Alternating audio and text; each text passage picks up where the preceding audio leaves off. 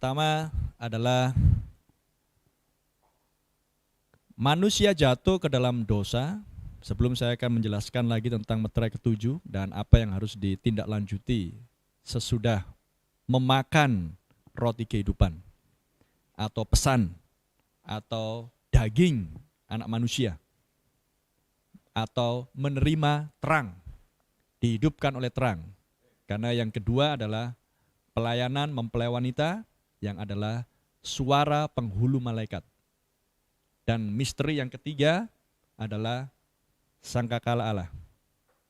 Seruan, suara penghulu malaikat, dan sangkakala Allah. Nah, bagaimana supaya kita bisa sampai kepada pelayanan suara penghulu malaikat? Dalam hal ini adalah mempelai wanita menjadi suara yang terakhir bagi akhir zaman di bawah seruan, di bawah utusan. Utusan dalam hal ini adalah Branham, Wahyu 10 ayat 7. Dan kemudian pelayanan yang berikutnya diteruskan oleh mempelai wanita sesudah memakan gulungan kitab yang terbuka. Maka mempelai wanita disuruhkan untuk bernubuatlah lagi. Dari Wahyu 10 ayat 1 sampai 7, dan itu berakhir, maka dilanjutkan dengan Wahyu 10 ayat 8 sampai 11. Itulah mempelai wanita.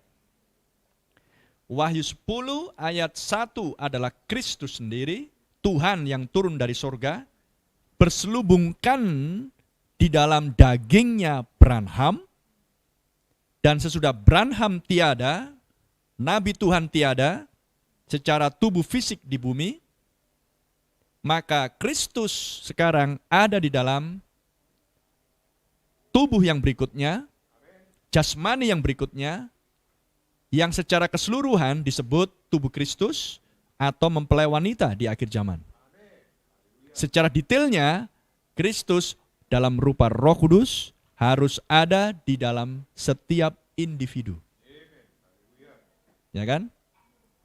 Nah, apa yang harus ditindaklanjuti adalah kembali ke pola Alkitab yang tidak bisa gagal.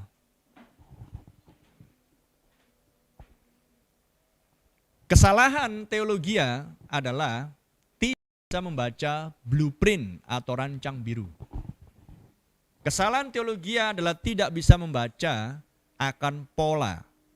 Atau kalau dalam dunia jahit-menjahit adalah patrun. Ya kan? Teolog-teolog, apalagi di zaman teolog modern ini, mereka hanya mengambil nas demi nas mencocok-cocokkan, dan kadang-kadang tidak cocok pun dicocok-cocokkan, dan menghasilkan penafsiran pribadi. Tapi kalau kita bicara pola, haleluya, maka apa yang tadi saya terangkan adalah bicara pola. Nah, sekarang saya tunjukkan apa yang harus dilakukan oleh setiap individu sesudah mendengar pesan atau seruan atau roti kehidupan atau terang. Ya, ada banyak istilah tapi menunjuk yang sama. Sesudah terang datang menghidupkan benih, maka yang berikutnya adalah benih bertumbuh. Untuk sampai kepada menghasilkan biji.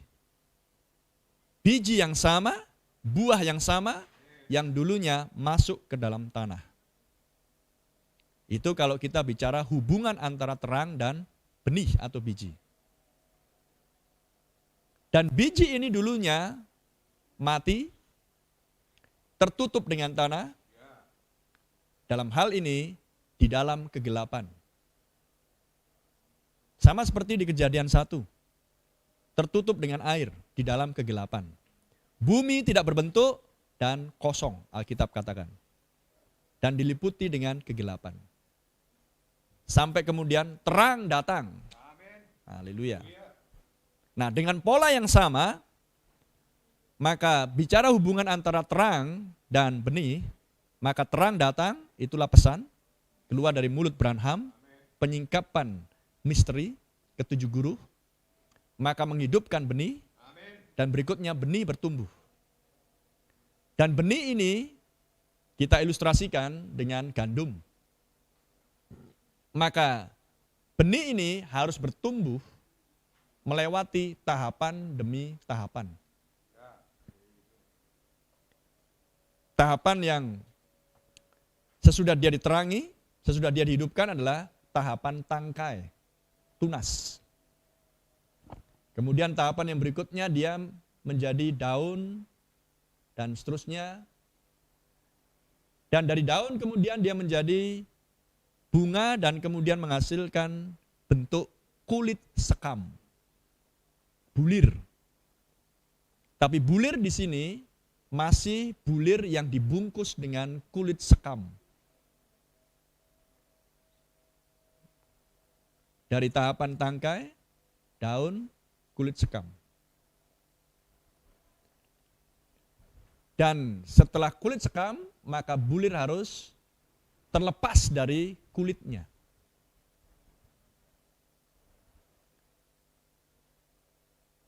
Dan kulit yang terlepas dari kulitnya dan yang menjadi matang inilah yang disimpan ke dalam lumbung. Jadi tahapan-tahapan ini adalah tahapan yang disebut di Alkitab dengan kelahiran baru. Tahapan lahir baru. Ya. Nah, sekarang saya akan tunjukkan pola Alkitab seperti apa proses lahir baru. Kita lihat di Israel keluar dari Mesir. Itulah tahapan kelahiran baru. Yang pertama yang Tuhan lakukan adalah Tuhan tampil menyatakan dirinya. Tuhan tampil menyatakan dirinya berarti sama dengan Wahyu 10 ayat 1. Tuhan turun dari surga. 1 Tesalonika 4 ayat 16. Dalam hal ini, di dalam perjalanan Israel adalah Keluaran pasal 3. Tuhan menampakkan diri kepada Musa. Musa dalam hal ini adalah Branham. Wahyu 10 ayat 7. Israel dalam hal ini adalah bangsa yang di dalam perbudakan Mesir. Israel dalam hal inilah gambaran gereja yang berada di dalam perbudakan sistem Babel. Ya kan? Mesir adalah berbicara tentang satanik sendiri, Babel sendiri, berbicara tentang kegelapan, dan gereja mempelai wanita Yesus Kristus sudah berada di dalam kegelapan hampir 1900 tahun lamanya. Ketika gereja jatuh di Konsili Nicea tahun 325 Masehi. Maka gereja kemudian berada di dalam kegelapan, tapi di akhir zaman Tuhan menjanjikan pembebasan. Itulah sebabnya yang pertama yang harus Tuhan lakukan adalah Tuhan menampakkan dirinya, Keluaran pasal 3, kepada seorang nabi, di Keluaran pasal 3, ayat 1 sampai 8. Aku telah turun, Tuhan katakan. Kemudian di ayat 14 dikatakan, Aku adalah aku. Aku adalah Allahnya ayahmu, Allahnya Abraham, Allahnya Ishak, Allahnya Yakub. Karena Musa bertanya, siapakah engkau Tuhan? Ya, seperti itu. Dan Musa dalam hal ini adalah Branham akhir zaman. Mesir dalam hal ini adalah Babel, kegelapan. Israel dalam hal ini adalah gereja mempelai wanita akhir zaman yang hendak dikeluarkan. Nah sekarang proses kelahiran baru adalah seperti Israel. Israel mendengar suara Tuhan melalui nabinya Musa. Terang dinyatakan. Israel percaya kepada nabi Tuhan yang dibuktikan benar karena Allah yang menyertai Musa. Dan kemudian Israel dikeluarkan dari Mesir.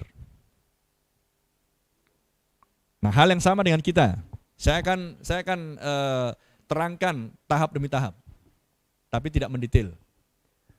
Sesudah Israel mendengar suara nabinya, karena Kristus menyertai Musa, gambaran Kristus Wahyu 10 ayat 1, di dalam Branham Wahyu 10 ayat 7, Elia dalam hal ini,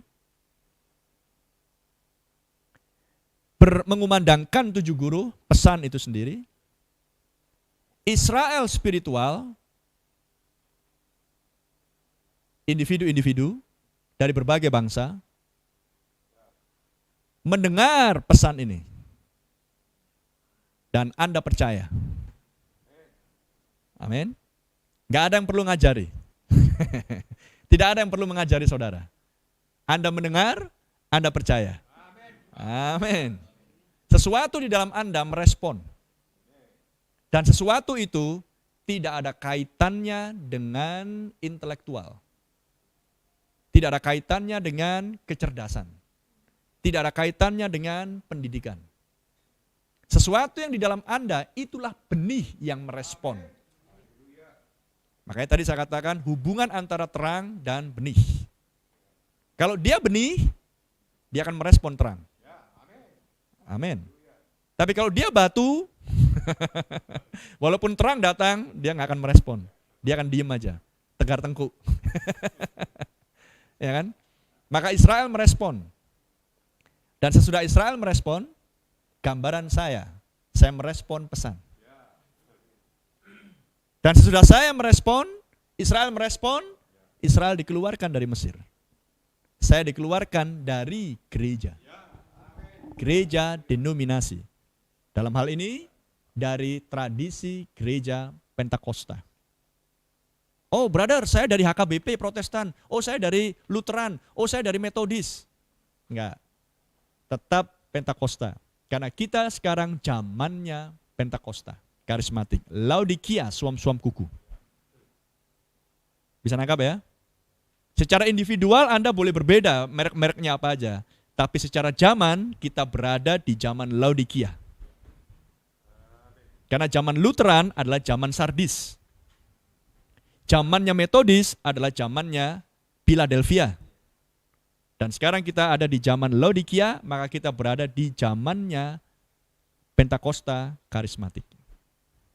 Jadi secara umum kita semua dikeluarkan dari tradisi Pentakosta. Haleluya. Kemudian setelah saya dikeluarkan oleh pesan Musa, pesan Branham, maka langkah yang pertama adalah, atau langkah yang berikutnya sesudah merespon, mendengar, saya seperti Israel, menyeberang Laut Merah. Dan dikatakan oleh Rasul Paulus di kitab Korintus, untuk menjadi pengikut Musa, maka Israel harus dibaptis di dalam awan dan air. Jadi menyeberang Laut Merah atau Laut Teberau di dalam bahasa Indonesia adalah gambaran baptisan air. Maka saya pun dibaptis di dalam nama Tuhan Yesus Kristus. Karena baptisan yang sebelumnya adalah baptisan Trinitas. Dan kita tahu Trinitas berasal dari Kus yang menggantikan monoteisme menjadi politeisme. Dan kemudian Kus meneruskan ajaran ini, politeisme ini kepada anaknya Nimrod.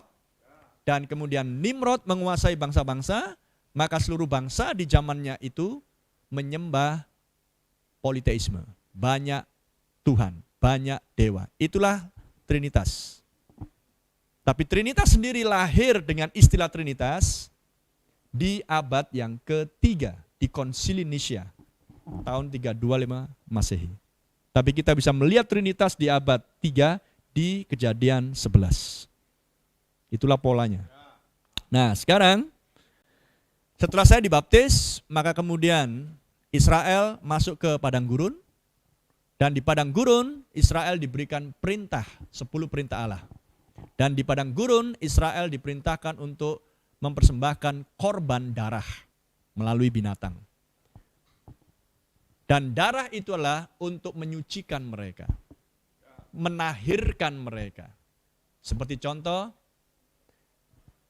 lembu merah betina disembelih dan dibakar semuanya, dan abunya dicampur dengan air dan disimpan di dalam bejana yang tahir, yang bersih, yang suci, adalah untuk penyucian, pentahiran. Hal yang sama dengan saya, secara pribadi, maka saya harus menjalani proses pentahiran, pengudusan dalam hal ini, di padang gurun. Ya kan? Taat pada setiap firman, dan yang berikutnya adalah Israel masuk ke menyeberang sungai Yordan. Sungai Yordan artinya adalah mati, karena sungai Yordan bermuara di Laut Mati.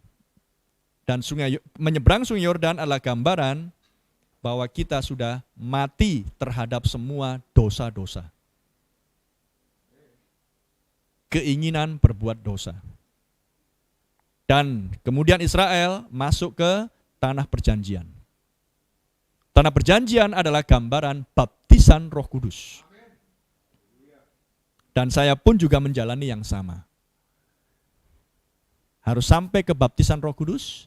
Oleh satu roh, kita semua dibaptis ke dalam satu tubuh. 1 Korintus 12 ayat yang ke-13. Demikianlah proses kelahiran baru kita. Sampai kita dipenuhi dengan Roh Kudus, kita berada di tanah perjanjian kita, baptisan Roh Kudus. Tapi kita juga harus menempati posisi kita. Karena bicara Israel terdiri dari 12 suku. Masing-masing suku harus tinggal di tanah pusakanya masing-masing. Gambaran yang sama dengan pribadi saya dan saudara. Saya harus tahu di mana posisi saya di dalam tubuh Kristus. Jadi tidak sembarangan. Dan posisi saudara dan saya hanya ada di tanah perjanjian. Baptisan Roh Kudus. Tubuh Kristus. Tidak di Mesir. Tidak di padang gurun, tapi di tanah perjanjian. Haleluya. Demikian juga dengan saya dan saudara. Sampai ke tanah perjanjian, sesudah melalui tahapan keluar dari Mesir, tahapan padang gurun, tahapan menyeberang sungai Yordan, dan sampai di tanah perjanjian, maka itu adalah gambaran dilahirkan kembali. 1 Yohanes 5 mengajarkan seorang ibu yang sakit bersalin akan melahirkan dengan 3 hal. Air ketuban pecah, darah keluar, dan kemudian yang berikutnya adalah bayi dengan nyawa di dalam diri bayi itu. Kehidupan. Ya. 3 tahapan sakit bersalin secara jasmani adalah 3 tahapan proses kelahiran kembali secara spiritual. Haleluya. Sesudah menerima terpaan terang, sesudah kita merespon pesan, amin. Sesudah kita mencicip roti kehidupan, haleluya. Amin. Jadi mendengar pesan itu adalah permulaan dari perjalanan kelahiran kembali. Dan ketika kita sudah tiba di tanah perjanjian, bukan berarti selesai. Karena yang berikutnya di tanah perjanjian adalah memastikan setiap suku Israel berada di tanah pusaka. Saya memastikan berada di posisi saya di dalam tubuh Kristus. Hanya ada satu tubuh. Gereja lokal bukan tubuh Kristus. Ingat baik-baik itu. Hanya ada satu tubuh. Dan anggota-anggotanya terdiri dari masing-masing individu yang diambil dari bangsa-bangsa non-Israel atau bangsa-bangsa kafir. Kisah Rasul atau Kitab Tindakan pasal 15 ayat 14. Dari suku, kaum, bangsa, dan bahasa. Individu. Ya kan? Dan Tuhan sendiri yang sudah menentukan itu. Untuk itulah misteri kitab yang termeterai dengan 7 meterai dilepaskan meterai-meterainya dan dibuka kitab tersebut. Karena di dalam kitab itu terdapat nama-nama. Nama-nama saya dan saudara. Masing-masing. Tidak saya katakan bahwa di kitab itu tertulis Ito Rumbayan. Tidak. Tidak demikian. Tetapi adalah terang Kristus yang tersingkap yang menerpa benih di balik kulit daging manusia Ito Rumbayan ini bisa mengenali bahwa Ruth adalah saya. Saya adalah Ruth. Ya kan? Saya adalah Ribka. Saya adalah Sarah. Dan hidupmu sedang memanifestasikan perempuan-perempuan itu. Karena perempuan-perempuan itu adalah gambaran gereja. Gambaran pralambang mempelai wanita. Haleluya. Seperti yang diilustrasikan oleh Brother Finn. Kalau Anda berada di depan cermin, kalau tangan Anda begini, nah seperti sekarang, saya melihat tangan saya begini, maka di monitor pun tangan saya begini. Amin. Nah, kalau saya berada di depan cermin firman Allah yang sudah tersingkap di akhir zaman, haleluya, maka kisah Ribka bukan lagi kisah yang tertulis, tetapi sekarang menjadi hidup. Kisah Sarah bukan lagi kisah yang tertulis, tetapi sekarang menjadi hidup. Dan seterusnya dan seterusnya. Maka ketika saya melambaikan seperti ini, haleluya, kalau Sarah yang di Alkitab juga melambai, berarti sayalah Sarah akhir zaman. Dan kalau saya membaca kitab Rut, dan saya melambaikan kitab Rut, dan Rut yang tertulis di kitab Rut melambai, maka sayalah Rut akhir zaman. Berarti kalau saya Rut akhir zaman, maka saya tahu siapa kepala penyabitnya, siapa Boasnya, siapa Naominya, seperti apa proses penebusannya, siapakah penebus yang paling dekat yang menolak untuk menebus, amin, dan seterusnya dan seterusnya. Berarti saya harus mengikuti tahapan demi tahapan dari Rut pasal 1 ke Rut pasal 2, ke Rut pasal 3, sampai ke Rut pasal 4. Rut pasal 1, Rut memutuskan, pasal 2, Rut melayani, pasal 3, Rut beristirahat, resting, pasal 4, Rut mendapatkan upah. Nah sekarang, individu, Rut juga harus sama. Saya harus melihat tahapan-tahapan ini di dalam kehidupan saya, kehidupan saudara masing-masing. Dan hanya roh kebenaran yang dijanjikan untuk diam di dalam kamu, maka ialah yang akan memimpin kamu ke dalam seluruh kebenaran. Amin. Tidak ada manusia yang akan bisa mengerjakan semuanya itu dari dirinya sendiri. Hanya roh kebenaran yang bisa mengerjakan. Karena roh kebenaran yang diam di dalam Anda dan saya adalah untuk membuat Allah. Di Kejadian 1 ayat 1, pada mulanya Allah diam di dalam Anda. Amin. Dan menjadikan saudara dan saya adalah kelanjutan, kesinambungan dari rencananya Allah. Haleluya. Terpujilah nama Tuhan. Jadi saya tunjukkan contoh itu, polanya di perjalanan Israel, keluar dari Mesir dan sampai kepada tanah perjanjian. Amin. Dari biji kembali ke biji. Saudara adalah biji yang ditanam di dalam tanah, tapi tidak bisa bergerak sebelum terang datang. Dan ketika terang datang, maka biji mulai bertumbuh. Dan akan menghasilkan biji yang sama seperti ketika biji itu ditanam pertama kalinya. Haleluya. Maka dalam hal ini, kulit sekam, tahapan yang terakhir, kulit sekam adalah gambaran Laodikia. Kulit sekam adalah gambaran tradisi keagamaan Pentakosta karismatik. Dan Anda dan saya harus dikeluarkan dari situ. Amin. Secara zaman, kulit sekam adalah Pentakosta karismatik, maka daun adalah Metodis, maka tangkai adalah Luther atau Protestan. Luther, Wesley, Pentakosta, Sardis, Philadelphia, Laodikia, pembenaran, pengudusan, baptisan Roh Kudus, air, darah, roh. Itulah tahapan-tahapan lahir baru.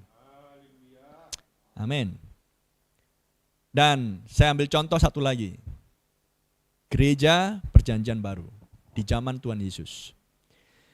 Gereja lahir di loteng Yerusalem pada hari yang ke-8, hari yang ke-50, yaitu adalah Yobel, turunnya Roh Kudus. Itulah kelahiran Gereja Perjanjian Baru. Dan siapa yang melahirkan gereja? Kristus. Gereja lahir dari laki-laki. Haleluya. Gereja yang lahir dari perempuan mati. Makanya Protestan lahir dari Katolik Roma. Metodis lahir dari Protestan. Dari induk yang sama, Katolik Roma melahirkan Protestan, Metodis, Baptis, Presbyterian, Saksi Jehova, Mennonite, Pentakosta, Karismatik, semua lahir dari si induk. Itulah yang disebutkan di Wahyu 17.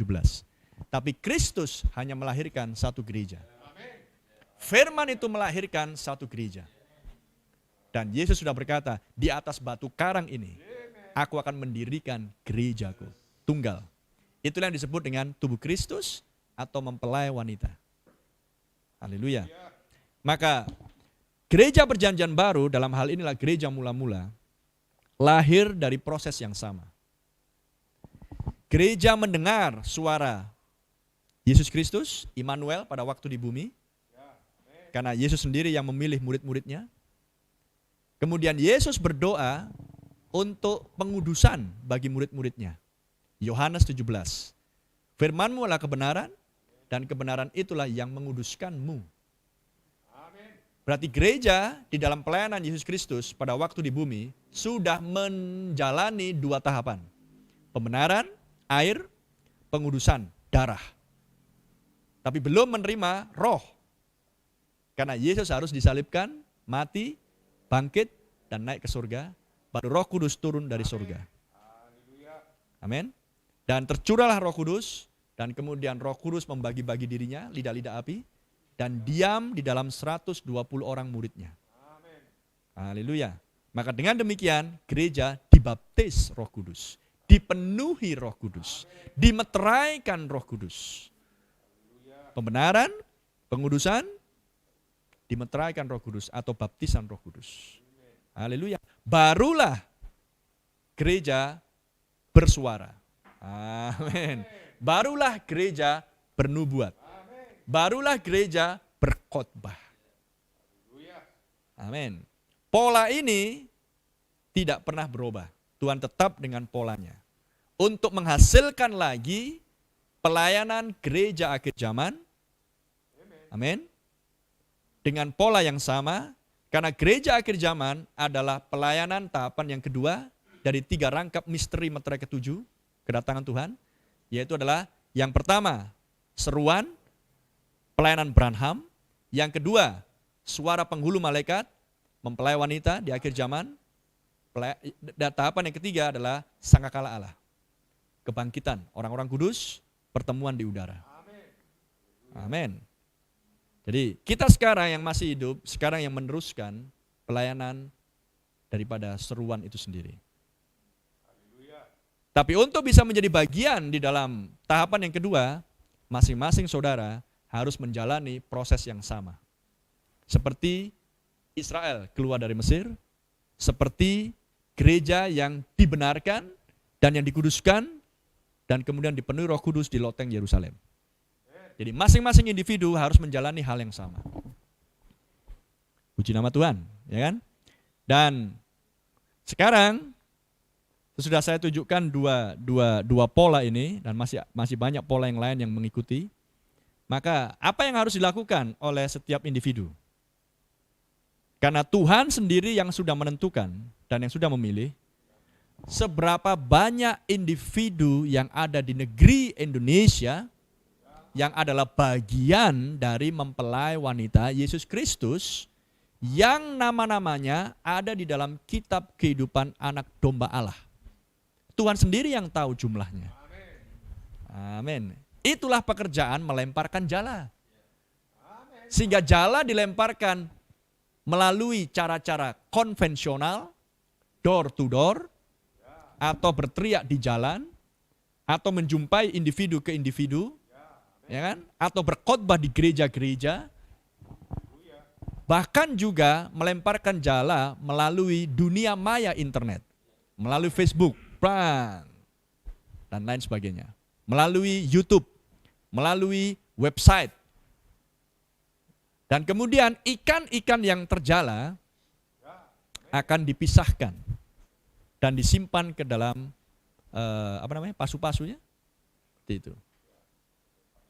Ya, tempat ikan itu, ya kan? Dan itulah benih, karena ikan adalah gambaran orang pilihan. Ingat jala yang dilemparkan oleh Petrus mengikuti perintah Tuhan Yesus sesudah Yesus dibangkitkan. Jala dilemparkan sesuai dengan instruksi Tuhan Yesus, anak manusia di zaman itu.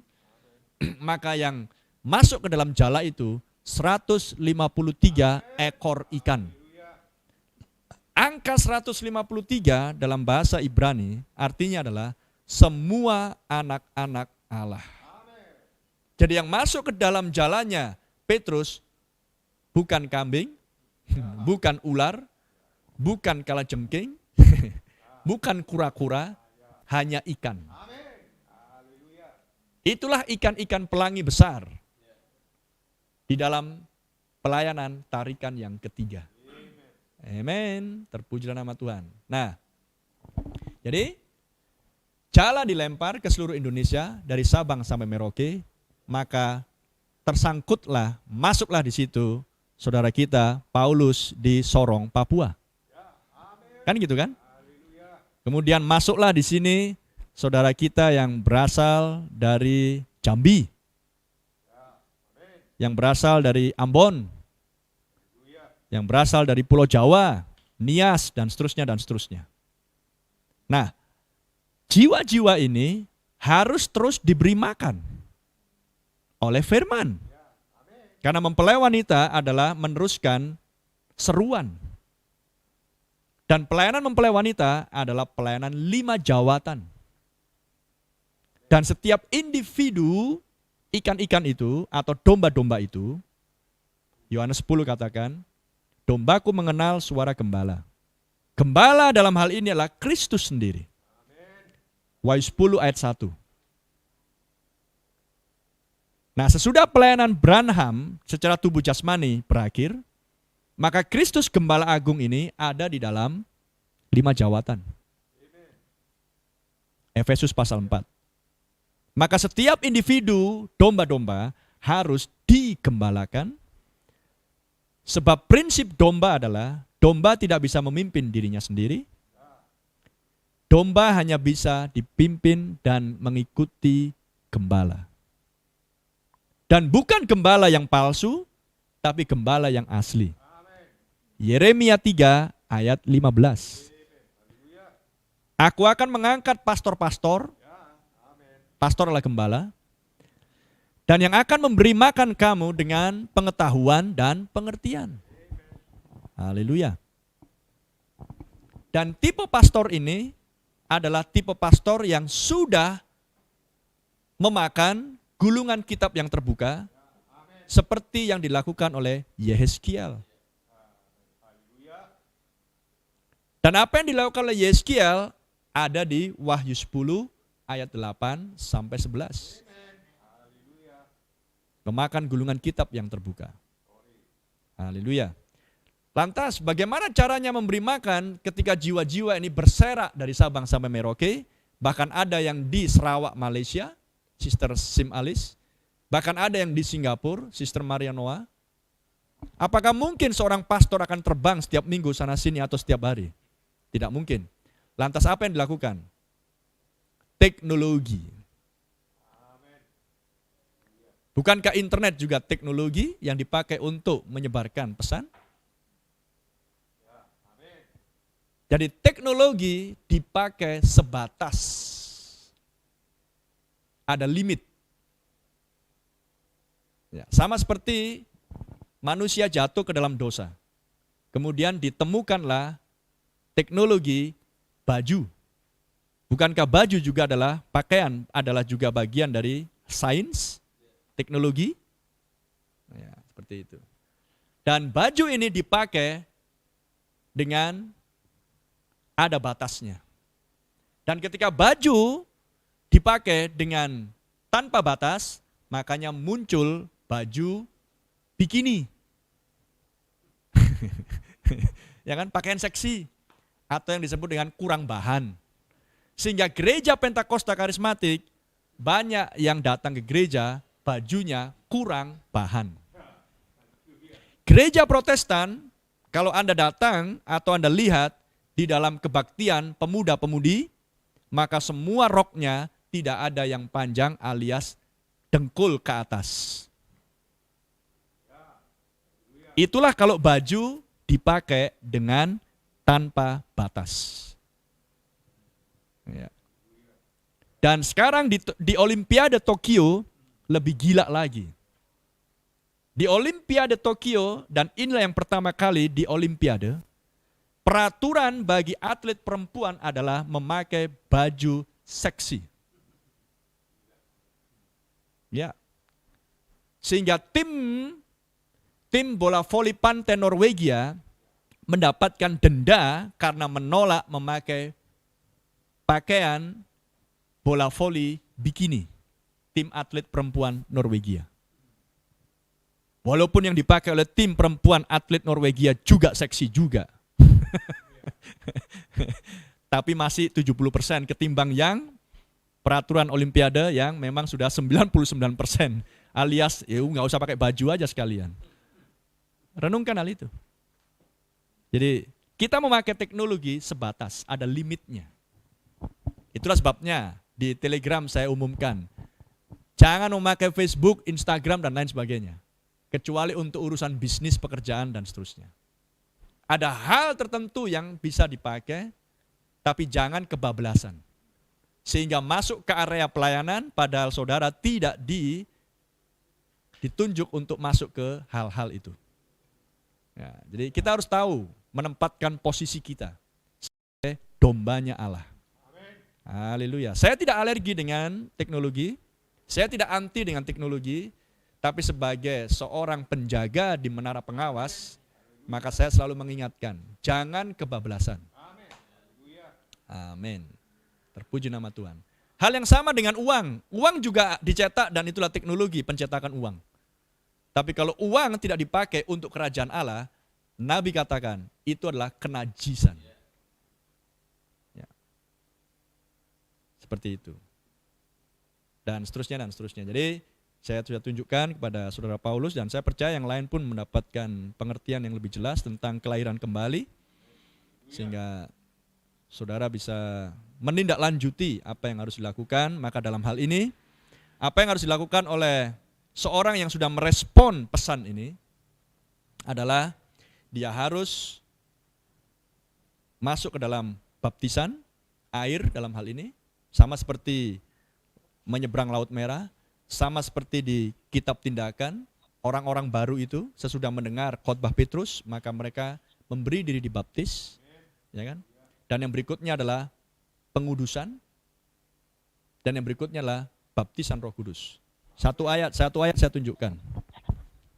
Di Efesus 1. Di Efesus 1 ayat 13.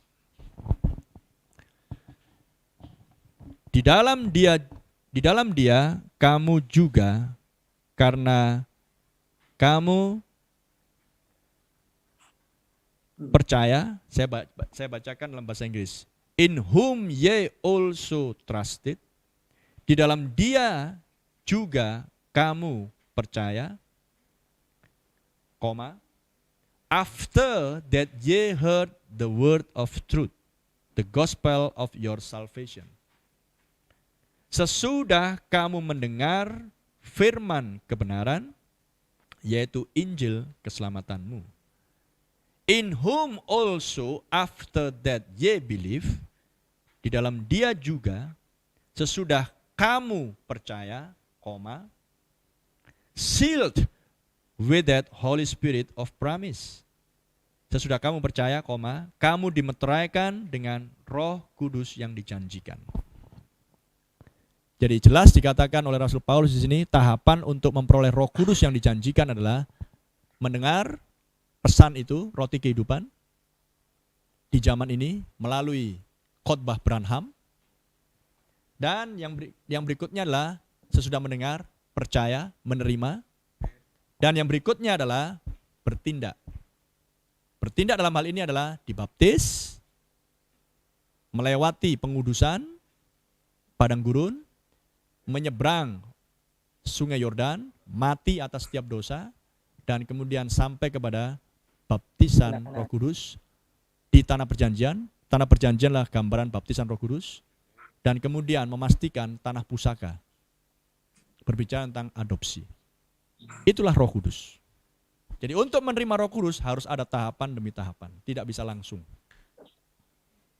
Seperti itu. Dan setiap orang harus menjalani proses yang sama, tidak terkecuali saya, pengkhotbah, jemaat biasa, setiap individu harus menjalani proses yang sama.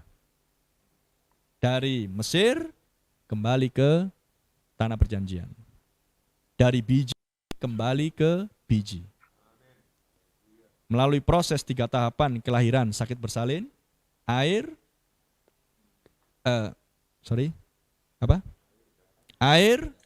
ketuban pecah, darah, dan kehidupan. Pembenaran, pengudusan, baptisan Roh Kudus.